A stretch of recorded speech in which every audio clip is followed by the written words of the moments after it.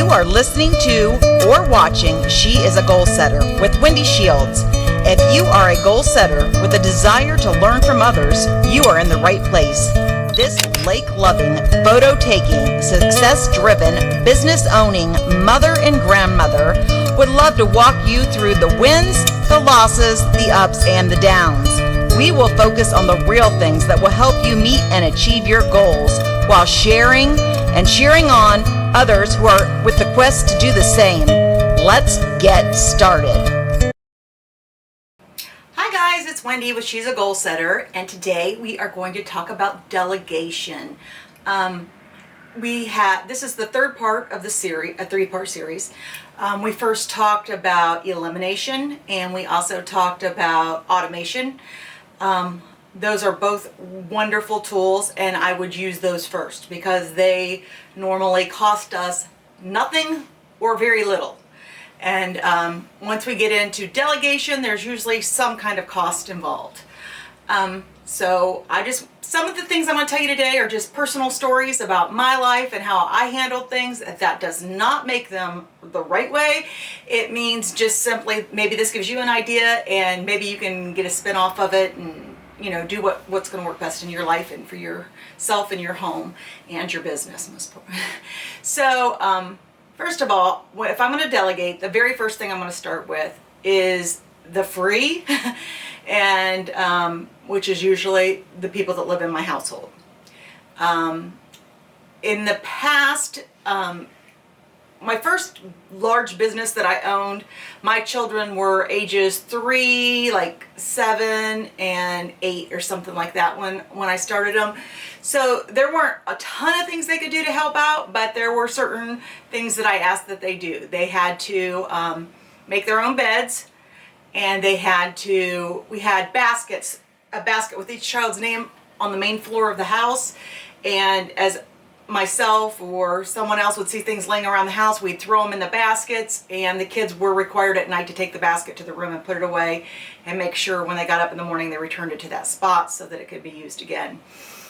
But as small as they were, that was the most delegation I could get out of them at that point in time. Except that we also had a little rule in place that each child helped the child directly under them in age with their homework for 10 minutes a night. They can't have their games on while they're helping their sibling. They can't do anything else, but if their sibling needs help with homework, they get 10 minutes. What this did was usually they actually got all their questions answered in that 10-minute period of time, but if they didn't, it at least reduced greatly the amount of time I needed to spend as well, except for the oldest child. I would help the oldest child, but I also had a rule in place that each of my children would tell you when they got into high school. There was a rule in place, you have to YouTube it twice. And if you still don't understand it, then come to mom and mom will figure it out. Mom will help you figure it out. So that was our rule with that. I wanted to share with you a funny story about delegation because people, family members or people in general, we all struggle with change. So it was quite funny, I thought. My little girl, my youngest, was a second grader, and I owned this business most of her life, so she was quite used to mom and how I handled things, and it was very common for her to call me when she got out of school. And unless I was just sitting in my office, if I was in a meeting or doing, meeting with a client or meeting with a agent or meeting with, somebody else, I would always answer the phone in the same way, and I would always say, "Hello, mommy's in a very important meeting. Is this an emergency?" That's what I said every time. And it was funny. The older two would say, "No, call me back later." But the youngest one always said, "Yes, this is an emergency," no matter what it was, so that she could get to tell me her story no matter what I was doing. But anyways, this particular day she called in and said, "Mom, you need to come home from work early." And I said, "I do? Okay, what's going on?" And she said, "I have math homework." And remember, she's in the second grade. And I said, "Okay, well, I bet Dad could help you with that." And she said, "I guess he could figure it out." I loved it. It's just the idea of change that people aren't used to. after I help, we use our family to delegate as much as possible. The next thing we did was we hired a cleaning person to come into the house twice a week. Her purpose was only to clean, to, mop, to, clean the toilets, clean clean the house, just so that when we did walk back in the house after work, it wasn't overwhelming. And I will tell you, as a woman, I took a lot of flack from people about that. Like, oh, I wouldn't want somebody else to clean my house. I wouldn't want, but because I worked so many hours, when I walked in the door, I wanted my attention to be on my kids. It was worth it to me not to have to clean the house and everything after that. And plus, when we're hiring people to help, there's always a cost involved as far as like, at that time, I'm giving rounded examples. Please don't hold me to these numbers at all. Let's say I was making $50 an hour as a managing broker of a brokerage. And let's say my cleaning lady was charging me $20 an hour.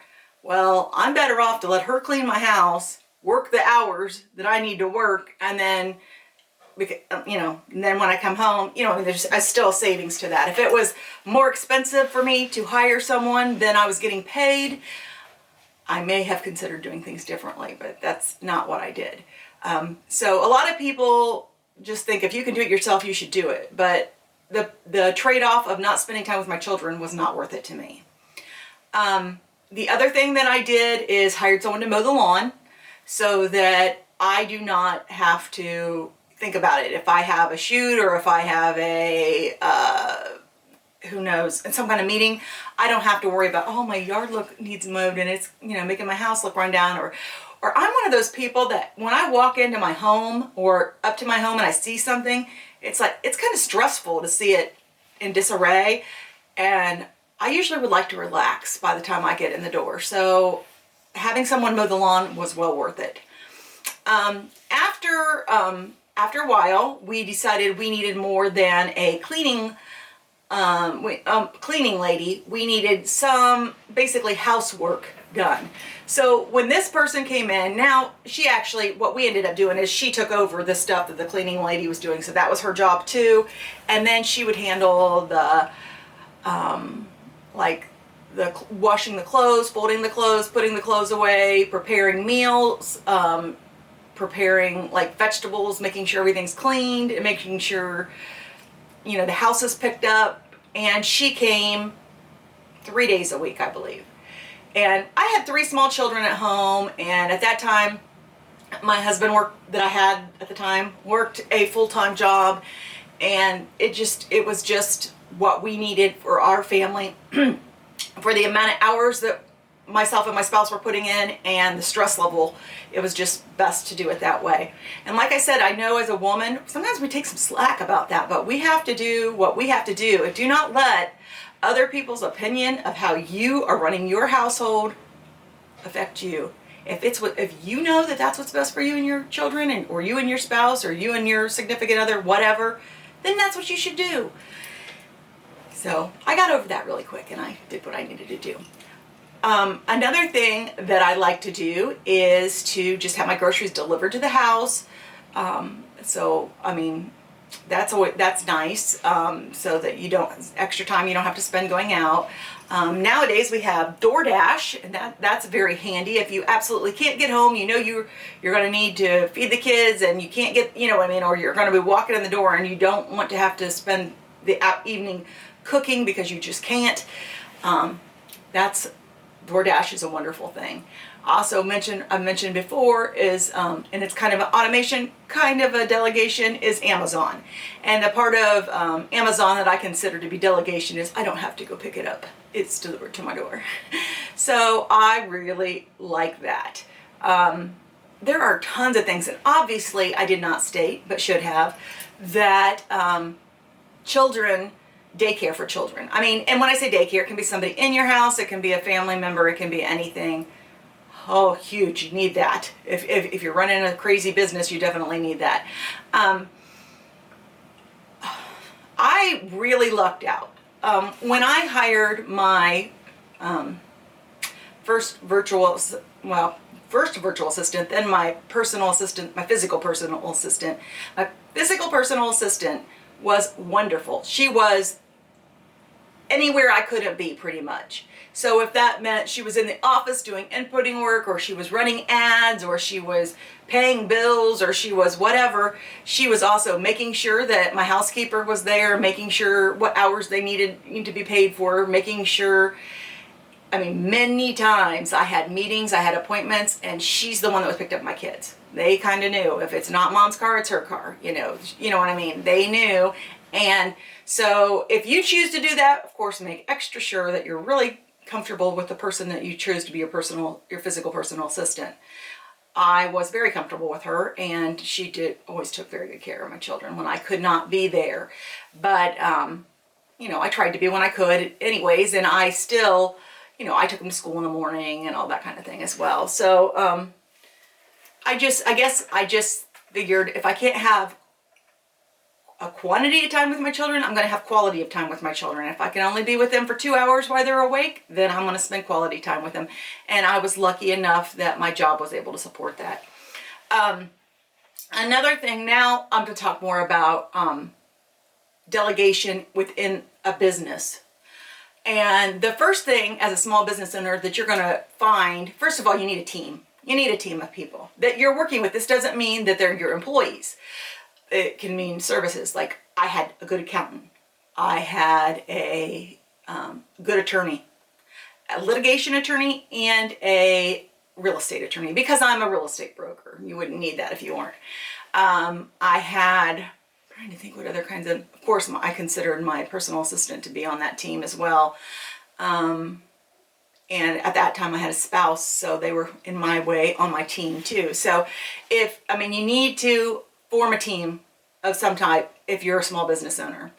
And that doesn't mean you have to keep your attorney on retainer, or you have to have an accountant on retainer. I'm just saying, somebody I consistently used. If I called them, they took my call, they helped me through my problem, whatever. That, you know, I wasn't out there trying to find somebody to help me. They knew me, they knew my story, they had my back. So other than that, especially I think now in today's society, there are a lot of times that we need to do work that we are not maybe skilled at, like maybe graphic design or there's hundreds of different things that you may need help with. And we aren't skilled necessarily to do those things. For example, when I started She's a Goal Setter, one of the things I needed was I needed a photographer.